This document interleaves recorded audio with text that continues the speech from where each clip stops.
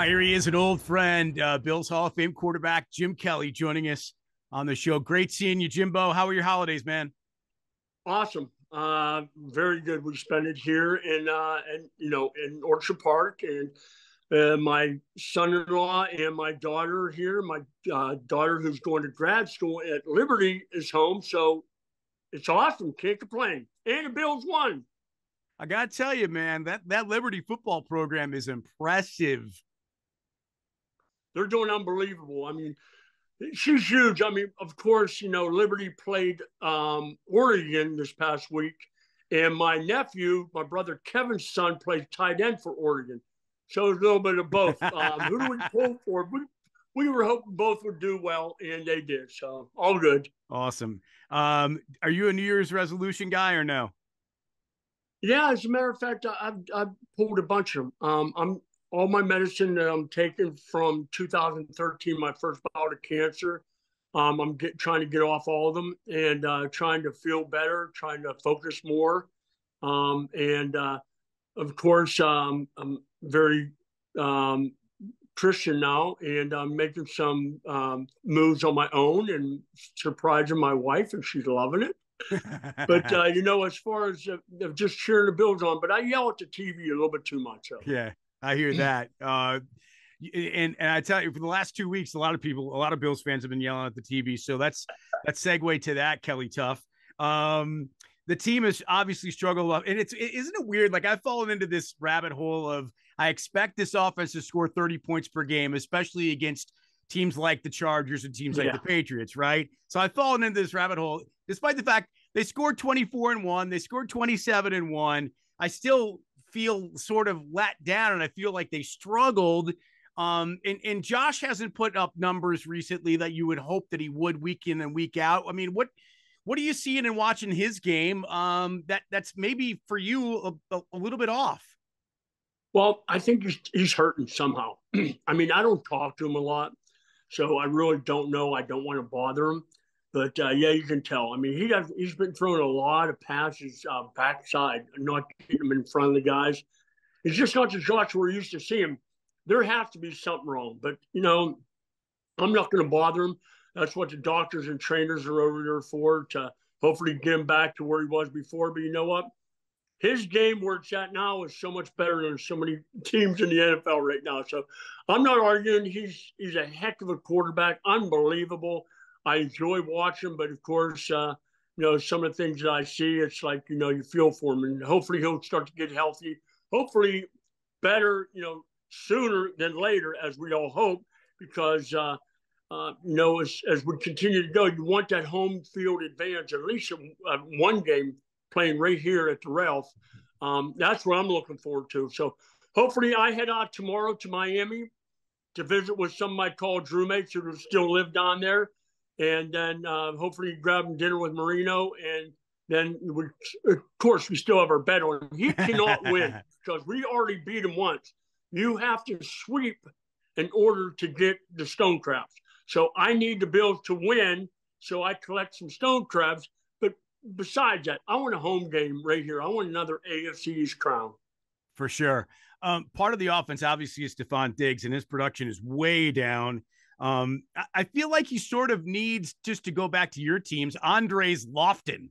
I mean, does that make sense to you that he needs that sort of 1A or 2 that can be dependable a little bit more than maybe Gabe has been for him? Well, yeah, exactly. I was just going to say Davidson's done a pretty good job. For me, I think when the running game started going a little better, that started taking receptions off of Diggs. But he's still there. He's still doing his thing, and I wish got to give him the football. Bottom line, I just hope Josh starts to feel better and starts playing the way he usually does. But he's still playing good football, but he's not playing up to Josh's standards. I'm sure he would be the first one to tell you that, because you can tell something's wrong, and it has to do with his body. For sure. I wish I felt this was I'm not there yet, only because I lived through your time, and in your time was like my heyday as a fan, as a young man, watching you guys, and we're both around the same age, and just being around those Super Bowl teams and around you back then, and knowing what it was like between you and the Dolphins, it just doesn't feel that way now. And I don't know why that is. I mean, the two teams are really good. And I've always argued, and I think you would agree, that to have a rivalry, you both have to be good, right? You can't have like a great team and a bad team. I know people always wanted to think that the Bills and Patriots were a rivalry, but not when the Patriots had Brady and we had fill in the blank other quarterback. When it was you and Marino and Shula and Marv and the Bills and the Dolphins, it was different. And so like what needs to change? How can we build that back in, or does a lot of it have to do with there is so much turnover in the game now and social media and all of that? What do you think? Yeah, I agree with that, the social media part. I just know that when it came down, you hit exactly me against Marino, which we never took that way. I mean, the fans do, which I get it. I understand that. But it was also Marvin Don Shula, two Hall of Fame quarterbacks, two Hall of Fame head coaches. And it usually came down to whoever wins out of our team, Dolphins or Bills, is going to represent the AFC. And thank God we did it 4 times in a row. As a matter of fact, we did it 5 out of 6 years because we went to Cincinnati and lost a championship game. But still, to do what we did back then, it's unbelievable. Not be a team to do that again. So we need to move past that and move on now to the Josh Allen era. He's one heck of a quarterback. He's a guy that can lead us. He just has to get healthy, and I hope it's nothing serious, and we can keep cheering him on and screaming and yelling at TV. I mean, so many people see so much of you in him in terms of arm strength, in terms of toughness. I mean, you didn't. Athletic ability, jumping over players, no. but seriously, you weren't afraid of taking a hit. You weren't afraid of running when you had to and when there were opportunities. Okay, you weren't hurdling people at the level that Josh does necessarily. You chose to try and run them over instead. That was your linebacker mentality at quarterback. But, I feel like there's almost too much respect in the league right now. And I get it. Everybody's very even on the playing field. Some guys are a little bit ahead and some guys are a little bit behind. But back in the day, there was just, and I don't want to say it was hatred, but there was like dislike for the Dolphins. Like there was bulletin board material every single time you guys were playing against each other. There was smack talk on the field, and you just don't see that anymore. I'll pose the question. Why do you think that is? I don't know. I know the fans still get it. Sure. They still squish the fish. They all are into that like they were before. I don't know. You know what? I wish I could answer that question, but it's hard to tell. I mean, I'm not in the locker room to see what they talk about or how they prepare for each game, whether it's the Dolphins, the Jets, or the Patriots. I don't know how that locker room scene is, but I just know that when we played the Dolphins, it was special. And we knew that if we were going to move on in the playoffs, we had to beat the Dolphins. And I'm sure they thought the same thing, because I know a couple people that worked for the Dolphins that disliked me because they said that I held a lot of their paychecks out because we kept beating them when they were hoping to collect that next playoff check. So sorry, guys, but you know what? That's what it's about. I enjoyed it so much, and I still enjoy thinking about it because Dan doesn't say much to me about games that we used to play. That's amazing. And you guys are still super close friends, and you talk frequently, it sounds like. As a matter of fact, I think Thursday we're going to dinner, so that'll be pretty cool. And I see him a lot anyways, and he's one of my best friends and just a good guy. It's really cool to hear that. Can you take me back? So when we were talking about the show this week and knowing that you were going to be our guest, one of our guys on our crew wanted me to ask you about one of your most famous plays, especially in this rivalry. It was September 10th, 1989. You guys are down 4 points with 2 seconds left in the game. You're on the 3-yard line. And famously, what happens? No, and Marv said he thought that I just knew from the beginning, which I did not.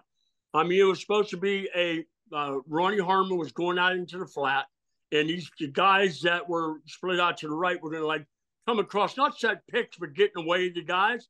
And when I dropped back, I automatically see the safeties go, and I automatically saw the little hole. So I said, why not? And I know I got, I think, who was it, Tasker or Thurman said, I thought it was going to take them all day to get to the goal line. But the bottom line is I scored, and when I dove across, I wanted to make sure where the line was. I thought I was over, but I just wanted to make sure. And I saw the official put his hands up, and I'm like, yeah. And then all of a sudden, everybody started jumping on me. At the beginning, I was yelling, get off, get off. And then all of a sudden, everybody started jumping on. Now, all of a sudden, I had to watch my breathing because I couldn't breathe. Everybody was on top of me, so I had to quit yelling and just pray that they would get off soon so I can breathe. Because you have to remember, that was an early game in Miami. And we know what an early game in Miami is like, especially being on that sideline where the sun hits you all game. That was no fun. But I wouldn't mind being down like we are right now. This January in Miami, I look forward to it. And I know so many Bills fans look forward to going down to Miami in January. Man, you made me think of something because you talked about, you know, like being at the bottom of a big pile of, you know, 10, 300-pound guys just sitting on top of you in that instant celebrating. And it made me think of what it must be like being the quarterback in the now famous, what's called the tush push, right? And if you guys had the tush push when you played, it's you like following Kent Hull with Carwell Gardner or somebody else pushing from behind, or maybe Metzelars. I mean, that man, you guys. To be honest with you, I'm not a big fan of it. Yeah. I think you should just.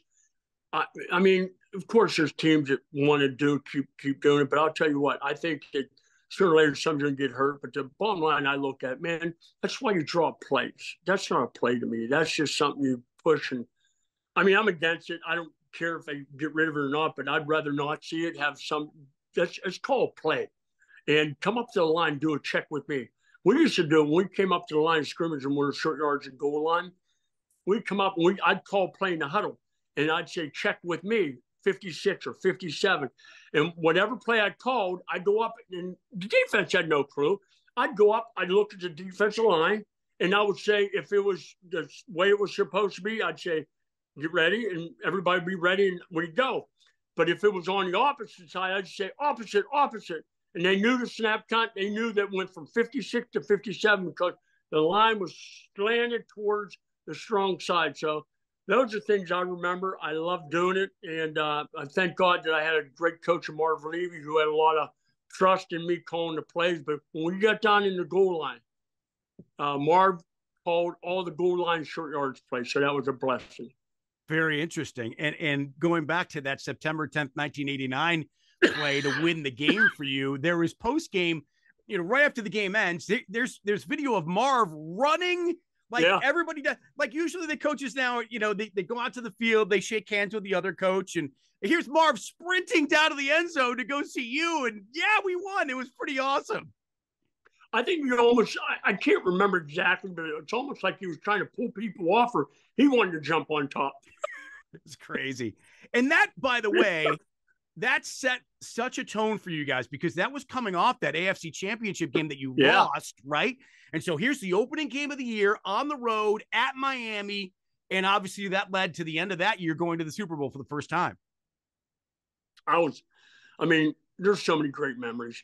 And even though through all the stuff I've been through with my jaw, my mind and everything, I remember so many things from back in the day.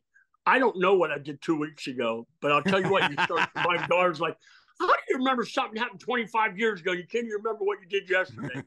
But I didn't ask God for, you know, cancer, you know, 4 times, but you know what? He's put me in a position now that I'm going cross country speaking, and I'm being a difference maker. And that's what I want to do. I want to be able to change people's minds that they don't want to give up in their life. They need somebody to inspire them to keep going on. And I thank the good Lord for that each and every day, that he gives me that platform that I can go do that and be a difference in somebody's life. Hey man, you've always been a difference maker through your foundation and just being you, man, and supporting the folks in Buffalo that have hardships, and you've always been there for them, and that's why you are who you are, and that's why you are so beloved in this community, and will always be beloved in this community. So we appreciate you, and always will. You know that. Have a safe trip down to South Florida. Make sure you rub it in. Give Marino a little noogie for us. Yeah, there you go. A little Man, he kidney can't shots. take it no more. I'm still pumped. Yeah, buddy. But let's go, Bills. Thanks for doing the show, man. We really appreciate it. Great seeing you. We love you. Happy New Year, and we'll see you soon. Bull, it's always good talking to you, buddy, and you've always been one of my favorites. You take care of yourself. God bless you and your family, and Happy New Year to all those listeners out there. And the last thing, Bull, that I have to say is, let's go, Buffalo!